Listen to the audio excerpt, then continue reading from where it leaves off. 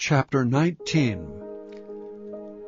When the Lord thy God hath cut off the nations, whose land the Lord thy God giveth thee, and thou succeedest them, and dwellest in their cities and in their houses,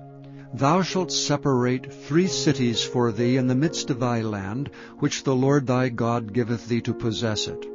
Thou shalt prepare thee a way, and divide the coasts of thy land, which the Lord thy God giveth thee to inherit, into 3 parts, that every slayer may flee thither. And this is the case of the slayer, which shall flee thither that he may live.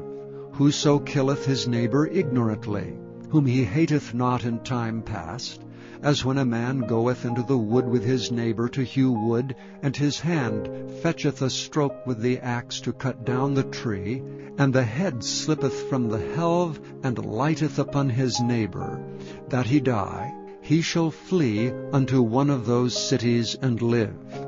Lest the avenger of the blood pursue the slayer while his heart is hot, and overtake him, because the way is long, and slay him, whereas he was not worthy of death, inasmuch as he hated him not in time past. Wherefore I command thee, saying, Thou shalt separate 3 cities for thee. And if the Lord thy God enlarge thy coast, as he hath sworn unto thy fathers, and give thee all the land which he promised to give unto thy fathers, if thou shalt keep all these commandments to do them which I command thee this day, to love the Lord thy God, and to walk ever in his ways, then shalt thou add 3 cities more for thee, besides these 3, that innocent blood be not shed in thy land, which the Lord thy God giveth thee for an inheritance, and so blood be upon thee. But if any man hate his neighbor, and lie in wait for him, and rise up against him, and smite him, mortally that he die, and fleeth into one of these cities, then the elders of his city shall send and fetch him thence, and deliver him into the hand of the avenger of blood, that he may die.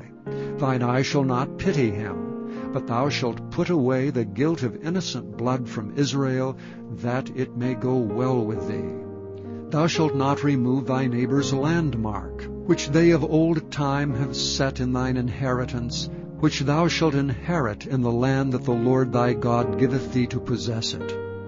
1 witness shall not rise up against a man for any iniquity, or for any sin, in any sin that he sinneth. At the mouth of 2 witnesses, or at the mouth of 3 witnesses, shall the matter be established.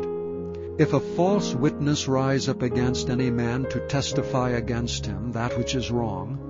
then both the men, between whom the controversy is, shall stand before the Lord, before the priests and the judges which shall be in those days. And the judges shall make diligent inquisition, and behold, if the witness be a false witness, and hath testified falsely against his brother, then shall ye do unto him as he hath thought to have done unto his brother. So shalt thou put the evil away from among you. And those which remain shall hear and fear, and shall henceforth commit no more any such evil among you. And thine eye shall not pity, but life shall go for life, eye for eye, tooth for tooth, hand for hand, foot for foot.